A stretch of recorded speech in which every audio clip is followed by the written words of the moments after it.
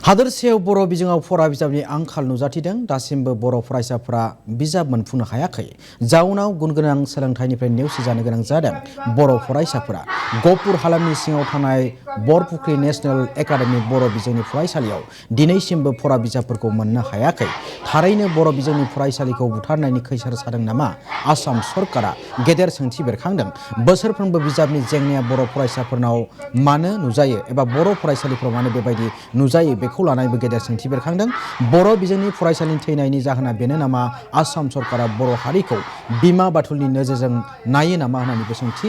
बरपुख्रि national academy आरो गोबां दाब दाब जायगायाव बर' बिजोंनि फरायसा फरायसुलिफोरा दासिमबो बिजाबखौ मोनफुंनो हायाखै। बेखौ लानानै दिनै फरायसुलिफोरा खुद्रिसारनो गोनां जादों। आसाम सरकार हाय शिक्षा विभाग हाय शिक्षा विभाग हाय आमाक बर' मिडियामर किताब लागिबय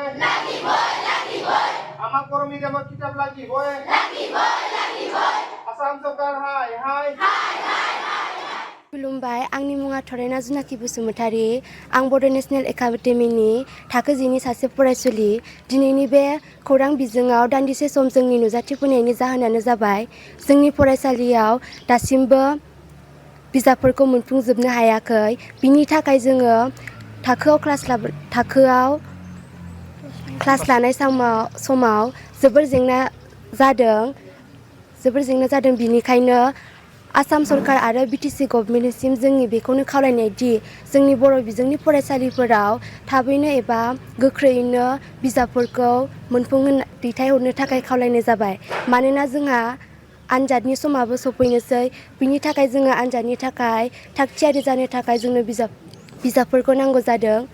बिनिखायनो आसाम सरकार आरो बिटिसि गभर्नमेन्टनिसिम जोंनिफ्राय बेखौनो खावलायनाय दि जोंनि बर' बिजोंनि फरायसालिफोराव थाबैनो बिजाबफोरखौ मोनफुंहोनो थाखाय खावलायनाय थाबाय। बुंनो थाङोब्ला जों गासिबो बिजाबखौनो मोजाङै मोनफुंजोबनो हायाखै। मोनबाबो साफा सानैल' मोनदों। मुङा दिलिप दैमारि। आं सासे थाखो 10नि फरायसा।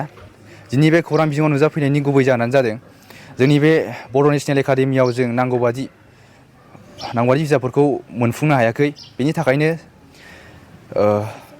बिटिसि सरकार एबा आसाम सरकारनिसिम जों बेखौनो खावलायनो सानोदि जों थाबैनो बे बिजाबफोरखौ मोननो हायो।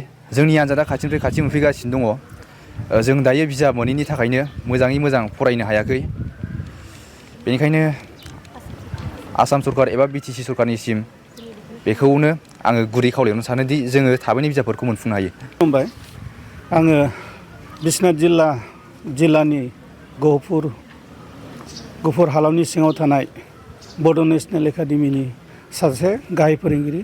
दा बे समाव जोङो खौरां बिजोङाव फैनायनि गुबै जाहोनानो जाहैबाय दिनै फरायसालिया खुलिनाया 1 दान खावसेनि बारलांबाय।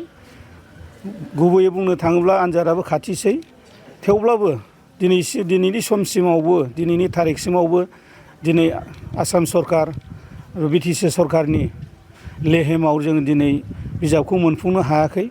दा बेवहाय जोङो फोरोंगिरि हिसाबै फोरोंनायाव गोबां जेंना जादों आरो फरायसुलिफ्राबो सोलोंसा हिसाबै बिथांमोनाबो सोलोंनायाव गोबां जेंनायाव मोगा मोगि जानो गोनां जादों। दा बियो राजनितिकनि दैदेनगिरिफोरनिल' खुगानिल' राव होननानै बुंनो नांगोन। दा दिनै देग्लाय बोसोरनि 2022 आरो 27 बे सेसननिल' बाथ्रा नङा। जोङो भेन्सार फरायसालि हिसाबै जोङो देग्लाय बोसोरनिल' बाथ्रा नङा। बे सिगांनिफ्रायनो बेबायदि बिजाबनि आंखालाव जोङो मोगा मोगि जाबोबाय थानो गोनां जादों। थांनाय बोसोर आरो बिनि सिगां बोसोरावबो जोङो